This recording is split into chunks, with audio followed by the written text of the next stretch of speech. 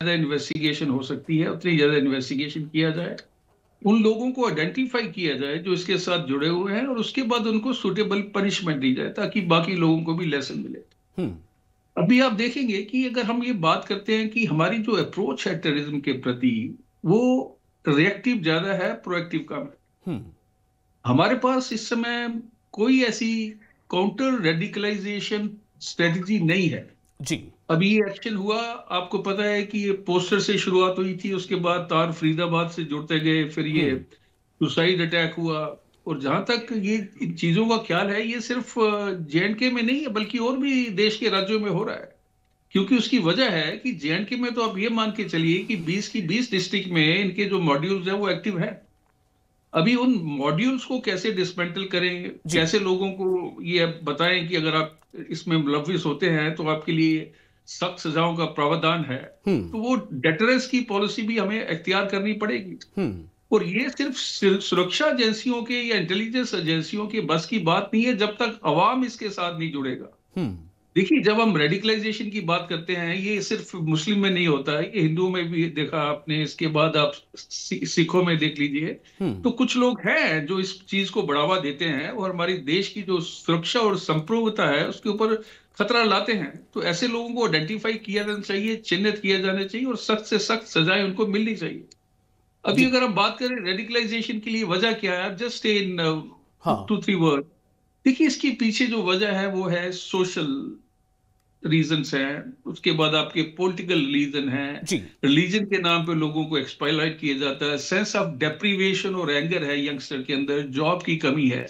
तो ये सारी चीजों का संज्ञान लेना पड़ेगा, और उन लोगों को देखिए, रेडिकलाइजेशन एक दिन में नहीं होता है, हम्म। It takes time.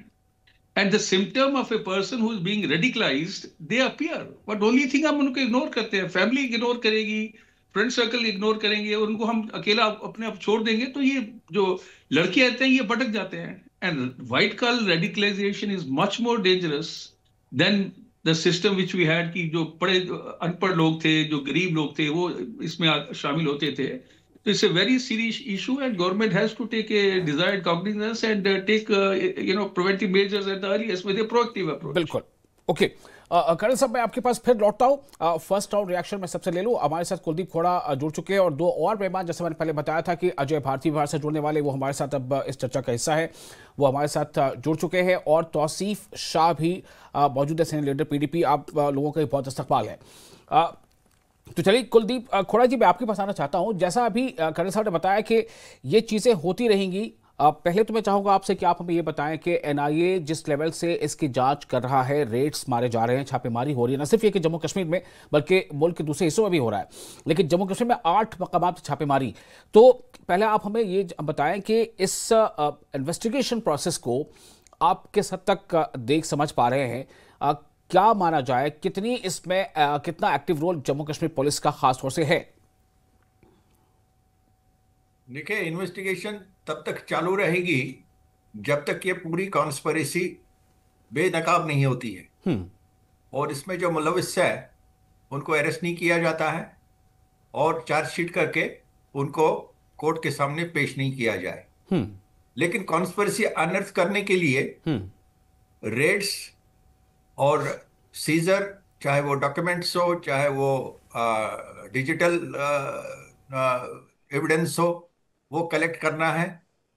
लेकिन इसमें एक खास बात है कि एक वो कहानी चलाई जा रही है बार बार सालों से, और जिस पे ज्यादा रिएक्ट नहीं किया जाता है। कहते हैं जी कि जो मुलविस है इसमें, उसके खिलाफ पूरी कानूनी कार्रवाई किया जाए, लेकिन जो बेकसूर है या बेगुनाह है उनके खिलाफ कोई कार्रवाई नहीं होनी चाहिए। मुझे ये बताइए कि पुलिस या इन्वेस्टिगेशन एजेंसी के पास कौन सा ऐसा हथियार है कि जिससे वो आदमी की शक्ल देख के पहचान लेंगे कि ये मुलविस है कि नहीं है। बात यह है कि अगर इस केस में चाहे वो मौली इरफान हो, या डॉक्टर आदिल हो, या डॉक्टर मुजम्मिल हो, या बाकी जो है इन्वॉल्व हैं, जिनके साथ इन सब का उठना बैठना, जिसमें उनके रिश्तेदार भी आएंगे, जिसमें उनके दोस्त भी आएंगे, जब तक उनसे नहीं पूछताछ की जाएगी तब तक कहां पता चलेगा कि उनके साथ क्या शेयर करता था ये, इसके ठीक है। क्या हरकत थे। जब थोड़ा तक सा इसके घर जी सुनिए पूरी बात, कुलदीप मेरी साहब, अभी बात सुनिए। अभी जब तक अभी जो जब तक हमने इसके जब कर्नल तक एस एस इनके पठानिया घर को वालों सुना, की उनका उनके ये कहना था कि हमारा जो जो पूरा सिक्योरिटी सिस्टम है या पुलिस है, इन्वेस्टिगेशन एजेंसीज है, हमारा रोल रिएक्टिव ज्यादा नजर आ रहा है। जो उन्होंने कहा, हम प्रोएक्टिव कम है, यानी इससे पहले कि कोई चीजें हो जाए या हो रही हैं, जो गुप्तचर विभाग है, खुफिया विभाग है। मैं चाहता हूं कि थोड़ा सा आप इसको और थोड़ा रोशनी डालें, प्रकाश डालें कि क्या आप इनकी बात से सहमत हैं, या फिर ये कि नहीं, ये बिल्कुल अलग है जो वो कह रहे हैं और आपका कहना बिल्कुल अलग है। देखिए, जैसे ये केस है, इंस्टेंट केस है, ये तो प्रोएक्टिव केस है, ये रिएक्टिव केस नहीं है। हम्म। इसमें पुलिस ने 30 अक्टूबर को ही सबसे पहले रेड्स किए थे और गिरफ्तारियां की थी इरफान की। और उसके बाद ही एक आई चीज, फिर रिकवरी भी हुई थी उस दिन सुबह, रेड फोर्ट ब्लास्ट से पहले ही, इंटेलिजेंस बेसिस पे और इन्वेस्टिगेशंस पे और इंट्रोगेशंस पे जो इरफान की हुई, उसके बाद ही ये धमाका हुआ। तो ऐसे बहुत सारे केस होते हैं हम्म।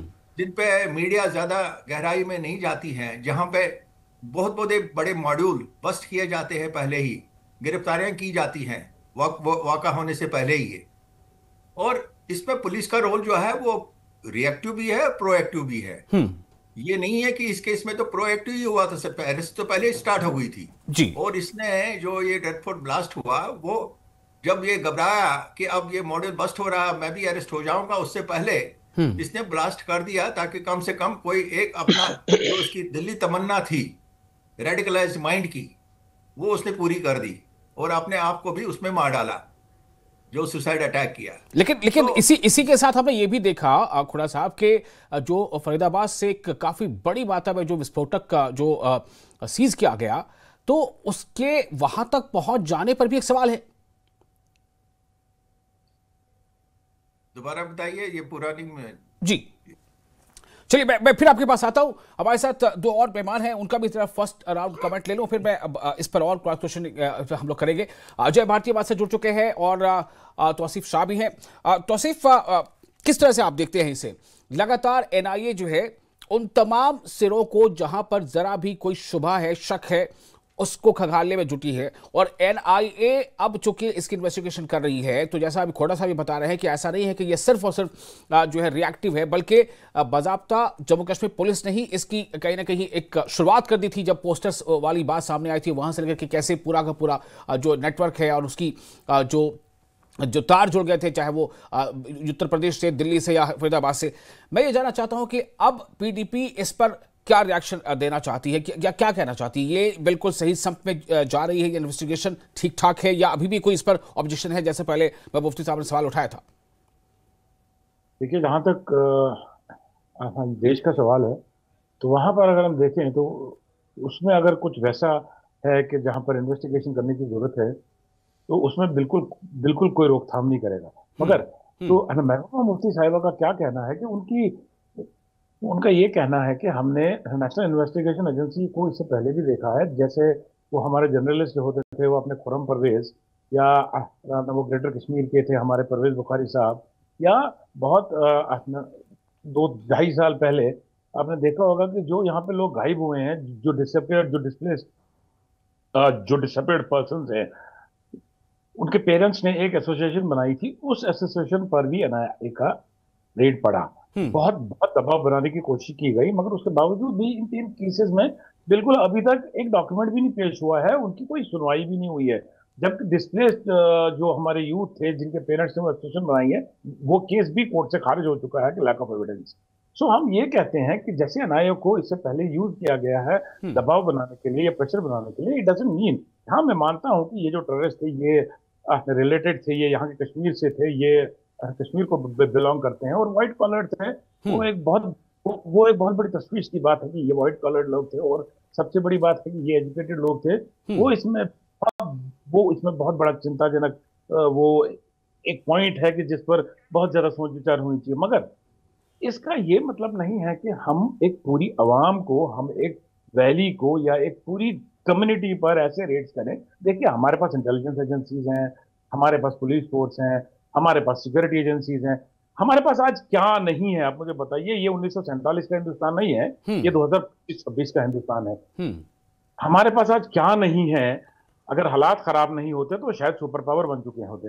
तो ये चीजें स्टेल्थ में की जाती हैं। ये चीजें इस तरह नहीं किया जाता कि अगर आपको ट्रेल्स मिलते हैं, हमारा कहना यह है कि अगर आपको ट्रेल्स मिलते हैं, आपको मेरे खिलाफ ट्रेल्स मिलते हैं, आपके खिलाफ ट्रेल्स मिलते हैं, विशाल साहब के खिलाफ ट्रेल्स मिलते हैं, तो आप ट्रेल्स को पहले इन्वेस्टिगेट कीजिए, उसके बाद आके गिरफ्तार कीजिए। ये मत करें कि आप आ रहे हैं, पूरी फौज लेके आ रहे हैं, एक वो दहशत का माहौल पैदा कर रहे हैं आप। अगर किसी ने, मैं तो ये भी कहता हूं कि देखिए, ये जिस डॉक्टर ने ये ब्लास्ट किया, जो ये डॉक्टर टेररिस्ट था, मैं तो ये कहता हूं कि मैं आपको गारंटी के साथ कहता हूं कि उसकी फैमिली को मालूम नहीं होगा, बिकॉज उसकी फैमिली ने उसे थोड़ा थोड़ा पैसा जोड़ के, 10-10 पैसा भीख मांग मांग के, घरों में, लोगों के घरों में काम कर करके उसे पैसा जमा किया, ये देखने के लिए कि हमारा बेटा एक सही पोजीशन पर आए और हमको एक वैसी जिंदगी दे जो हम चाहते हैं, एक स्मूथ, एक इज्जतदार जिंदगी, कि हमारा हाथ कहीं न फैले। तो हमने उसके एवज क्या किया? हमने उसके एवज ये किया कि डॉक्टर ने जो गलती की वो की, हमने उसके पेरेंट्स को भी, जो जिंदा है, उसको भी सजा दे दी, उनका मकान ढो दिया हमने। तो अब आप मुझे बताइए कि वो बेटे से तो उन्होंने ला ताल्लुकी पहले ही बोल दिया है कि भैया हमारा बेटा नहीं है, वो उन्होंने बोल दिया है। तो इसके बावजूद वो मकान कहां से बनाएंगे, आप मुझे बताइए। तो उसमें उनकी क्या गलती है? अगर मैं कोई गलती करता हूं तो मेरी गलती की सजा मेरे माँ बाप को क्यों दी जा रही है? सर मुझे बताइए। या मेरे घर में चोरी होती है तो मैं क्या सारे मोहल्ले को थाने में लेकर आऊं? या आप उसकी स्टेल्थ इन्वेस्टिगेशन करेंगे, उसके बाद देखेंगे? ये हमारा कहना है। बाकी हम बिल्कुल रोकते नहीं है कि बिल्कुल इसमें इन्वेस्टिगेशन मत कीजिए, इन्वेस्टिगेशन कीजिए, पर वैसे इन्वेस्टिगेशन कीजिए कि दहशत का माहौल ना बने। ठीक है, ओके। अजय भारती जी हमारे साथ मौजूद है, एक्स एमएलसी बीजेपी तो स्पोक्स पर्सन भी हैं। अजय भारती जी, एनआईए के छापे पड़े हैं और 8 अलग अलग जगहों पे छापे पड़े हैं। ऐसा माना जा रहा है कि एनआईए अब इसके बिल्कुल तह तक पहुंचने ही वाली है, मतलब या कि ये कि पहुंच कर ही वो दम लेगी। इस पर कई राय भी सामने आ रही है। अभी हमने फॉर्मर डीजीपी खोड़ा साहब को भी सुना और हमारे साथ कर्नल पठाने भी मौजूद है, वो भी कह रहे हैं, उनका ये कहना था कि थोड़ा सा हमें रिएक्टिव तो हम है ही, जब कुछ घटना घट जाती है उसके बाद हम हरकत पे बहुत आते हैं और हम उनसे कामयाबी हासिल भी के लिए हमें थोड़ा प्रोएक्टिव भी और ज़्यादा होना चाहिए। मैं चाहता हूं कि आप हमें बताएं कि ये जो एनआईए का ये इन्वेस्टिगेशन प्रोसेस चल रहा है, इससे कितनी उम्मीद बंधी है कि इससे बिल्कुल अब हम उस पहले शायद बंदे या ओरिजिन तक पहुंच सकते हैं जहां से इसकी शुरुआत होती है इस तरह के हरकतों की। विशाल भाई, आपको, आपके दर्शकों को और मेरे को पैनलिस्ट्स को पहले मेरी तरफ से नमस्कार। देखिए, मैं निश्चित रूप से ये मानता हूं कि एनआईए की जो रेड है, जो एनआईए का इन्वेस्टिगेशन है, अब तब तक नहीं रुकेगा जब तक ये मामला साफ नहीं हो जाएगा। इसकी इन्वेस्टिगेशंस हो जाएंगे, इसका और एक तरीके से इन लोगों को इन्वॉल्व जो है उनको सजा नहीं मिलेगी। हम जब ये रिएक्टिव मोड जो कर्नल साहब ने बताया, थोड़ा अंतर देखना पड़ेगा कि पहले तो हम रिएक्शन भी बाद में जो करते थे वो भी म्यूटेड थी, वो रिएक्शन भी कोई रिएक्शन नहीं हुआ करती थी।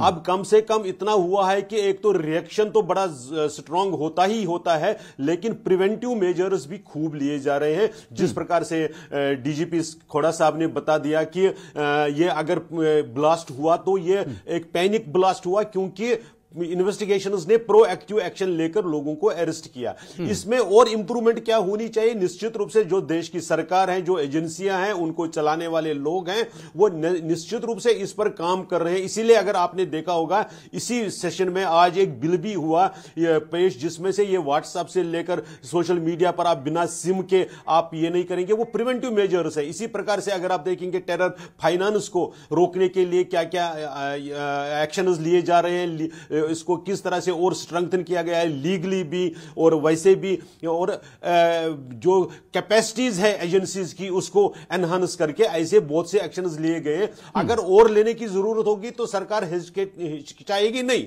लेकिन मेरा एक कहना है कि जो पार्टियां कवर दे रही है, कवरिंग फायर, जो कोशिश करें कि इनोसेंट्स के नाम पर, इसके नाम पर जो इनको डिसगाइज्ड जस्टिफिकेशन दे रही है, जो इसको सोशल और पॉलिटिकल सैंक्शन दे रही है, उन पर कार्रवाई कब होगी? आप देखें, पहले तो यहां पर ओवरग्राउंड वर्कर्स को पीडीपी पर भी है जाता था। क्या आपका इशारा पीडीपी पर भी है? मैं हर उस मैं हर उस पार्टी की तरफ इशारा कर रहा हूं जो टेररिज्म को जस्टिफाई करने की कोशिश कर रही है। आप मुझे बताइए, अभी एक टेररिज्म को 2 मिनट के लिए छोड़ दीजिए, ड्रग पेडलर्स, हमारे यहां नौजवानों की पीढ़ी खत्म हो रही है। उनके ड्रग पेडलर्स में जो इन्वॉल्व नार्को टेररिज्म में, क्या उनके घर नहीं उड़ाए जा रहे हैं? पनिशमेंट रहेगी, पनिशमेंट जब तक नहीं रहेगी बाकियों को तंबे कैसे हो गए, बाकी कैसे रुकेंगे?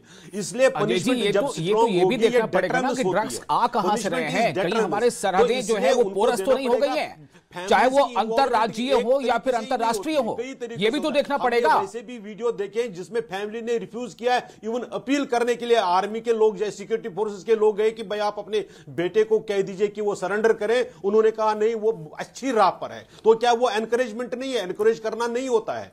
तो इसलिए मुझे लगता है कि एनआईए के या एजेंसियों के काम को अड़चन नहीं डालना चाहिए, उस पर बल्कि मदद करनी चाहिए ताकि सोसाइटी बचे, लॉन्गर टर्म में सोसाइटी बचे। सॉरी, ठीक है। तो साहब कुछ कहना है आपको, फिर मैं करण साहब के पास जा रहा हूं। जी जी जी जी, बिल्कुल बिल्कुल बिल्कुल, मैं इनका एक जवाब देना चाहूंगा कि हम, जैसे मैंने पहले भी इनसे कहा कि हम ये नहीं कह रहे हैं कि आप इन्वेस्टिगेशन मत कीजिए, मगर एक तरीका इन्वेस्टिगेशन का होता है। जैसे हमने देखा, जैसे दिल्ली में ब्लास्ट हुआ या बाकी किसी जगह ब्लास्ट होते हैं, वहां ये दहशत का माहौल नहीं फैलाया जाता। वहां इस तरह, जैसे यहाँ एनआईए के इन्वेस्टिगेशन होते हैं बड़े बड़े बिजनेसमैनों के यहाँ, जर्नलिस्ट के यहाँ, न्यूज़पेपर्स के यहाँ। जैसे जम्मू में अभी हाल ही में आपने देखा, जम्मू में वेद वसीम साहब के न्यूज़पेपर पर नॉर्मल सा एक, बिल्कुल इन्होंने बताया कि नॉर्मल इन्वेस्टिगेशन है, वो रेड हुआ, वहां से सामान मिला। वो वहां पर देखिए, मुझे ये बताइए आप कि वो 10 साल से या 15 साल से वो बंद पड़ा हुआ ऑफिस, वहां पर कोई सिक्योरिटी नहीं है, वहां पर कोई जाता आता नहीं है। तो इसके बावजूद आप किसी एक बंदे को जबरदस्ती बोलेंगे कि भैया आपकी गन है, ये आपका ग्रेनेड है, जबकि वहां पर कोई है नहीं। ये क्या देश की सिक्योरिटी की जिम्मेवारी नहीं है कि अगर मैं अपने घर से कहीं बाहर जा रहा हूं, मेरे मकान की वो देखे कम से कम। मैं ये नहीं कहता हूं कि मेरे मकान के बाहर खड़े रहें, मैं ये कहता हूं कि वो कम से कम वो ये देखे कि हमारा एरिया साफ है। वहां गन कहां से आई, ग्रेटर कश्मीर या जो भी उनका न्यूज़पेपर था, डेली एक्सटेंशन था, व्हाटएवर, ये वेद वसीम साहब का न्यूज़पेपर का जो भी नाम था, तो क्या ये हमारे सिक्योरिटी फोर्स की जिम्मेवारी नहीं है? ठीक है, मुझे लगता है कर्नल एस एस पठानिया साहब इसी तरफ इशारा दिला रहे थे। पठानिया साहब, मैं फिर से आपके पास आना चाहता हूं। एनआईए इन्वेस्टिगेशन जारी है और छापे पड़ने चाहिए, जो भी इससे जुड़े लिंक है वहां पर बिल्कुल दबिश होनी चाहिए। लेकिन जो आप बात कह रहे थे कि मतलब प्रोएक्टिवनेस और रिएक्टिवनेस, मैं चाहूंगा कि इसको थोड़ा सा फिर से आप कहें, क्योंकि इस पर मैंने लगभग तमाम मेहमानों का रिएक्शन ले लिया है। देखिए सर, अभी अगर हम बात करते हैं, जम्मू कश्मीर में पिछले 35 साल से मिलिटेंसी चल रही है जी, और जब हम मिलिटेंसी की बात करते हैं, उसके अंदर कुछ ग्रुप्स होते हैं जिससे वो मिलिटेंसी फ्लरिश होती है, बढ़ती है। अभी अगर हम एक नॉर्मल मॉड्यूल की बात करें इन ए गिवन डिस्ट्रिक्ट, तो उसके अंदर क्या होगा? उसके अंदर आपके पास एक स्लीपर सेल होगा, ओजीडब्ल्यू होंगे और कुछ सिंपैथाइजर होंगे। They could be within और outside the government, right? Now question is, हमारी जो एजेंसीज हैं, they are not working under one umbrella. Intelligence जो मिलती है उसको एनालाइज करके, उसको कॉर्पोरेट करके हम वो एक्शन नहीं ले रहे हैं। There is a very old saying that prevention is better than the cure. जी, क्यों हम पिछले 35 साल से हमने इतने ऑल आउट ऑपरेशन चलाए हैं, अभी भी चीजें कंट्रोल में नहीं है? क्यों नहीं है? That mean we have to look inside, find कि कहां पे प्रॉब्लम है। क्या हमारे पास रिसोर्सेज की कमी है? अगर रिसोर्सेज की कमी है इंटेलिजेंस में, सिक्योरिटी फोर्सेस में, आपके सोर्सेज क्रिएशन करने की जो कैपेबिलिटी है, वो सारी चीजें कंसीडर में लेके आप फिर उनको एक स्ट्रेटेजी बनाइए कि हमने इनको in a given period of time, let's say next 5 or 10 years, we have to eradicate and dismantle all these modules. और उसके बाद ये जो देखिए पनिशमेंट या अकाउंटेबिलिटी अगर हम बात करते हैं, तो वो जरूरी है। अगर मैं कोई गलत काम कर रहा हूं जो देश के खिलाफ है, तो I must have that tomorrow somebody will nap me and I will get the punishment. जब वो फीलिंग चली जाती है जी। अभी आप ये देखिए, मैंने देखे थे इनके बयान, उमर साहब की भी देखे, महबूबा मुफ्ती जी के भी बयान देखे। उनके बयानों को अगर आप एनालाइज करें, कहीं ना कहीं वो लगता है कि they are provocative and to please the gallery based on the vote bank politics. अभी मैं आपको बताता हूं प्रोएक्टिव और रिएक्टिव की आप बात पूछ रहे थे। यहाँ पे नौगांव में पोस्टर से एक डॉक्टर साहब का पता चलता है, J&K police did a wonderful job, I am not denying that, right, they did a wonderful job. Investigation के बाद वो फरीदाबाद पहुंचे जी। फरीदाबाद के अंदर 3500 किलो जो अमोनियम नाइट्रेट है वो इकट्ठी होती रही, एक रात में तो हुई नहीं होगी ना। It would have taken some time 6 months 8 months, because उसको प्रोक्योर करना भी इतना आसान नहीं है। बिल्कुल। उसके बाद हाँ, हमारी जो पुलिस थी उन्होंने दिल्ली पुलिस को बताया कि डॉक्टर उमर जो है ही इज ए सस्पेक्ट। अभी डॉक्टर उमर साहब वो क्या करते हैं कि अपनी गाड़ी में 350 किलो अमोनियम नाइट्रेट लेके जाते हैं, पूरा दिन रेकी करते हैं। बिल्कुल कर्नल साहब, वक्त की थोड़ी कमी है, मुझे लगता है इस बात पर काफी हम लोग बात कर चुके हैं। ये कहानी जो है ये बिल्कुल आया है कि किस तरह से उमर ने सस्पेक्ट होने के बाद उसने किस तरह धमाका कर दिया। आप जिस तरफ इशारा कर रहे हैं वो भी काफी है, क्योंकि इसमें कई बार ऐसा होता है कि सियासत जो है वो कई बार बताना कुछ चाहती है, मतलब कुछ होता है, कहना कुछ चाहती है, करना का मतलब कुछ होता है, लेकिन सब के बीच जो पनिशमेंट है वो भी जरूरी है। आपने जो कहा कि प्रोएक्टिव होना और रिएक्टिव होना, मैं चाहूंगा खोड़ा साहब थोड़ा सा इसको आप कंक्लूड कर दे, तो मैं अब प्रोग्राम को खत्म करने जा रहा हूं। कुलदीप खोड़ा जी। जी देखिए, 2-3 बातें जो यहाँ पे आई है उसको मैं वजह करना थोड़ा संक्षेप में जी।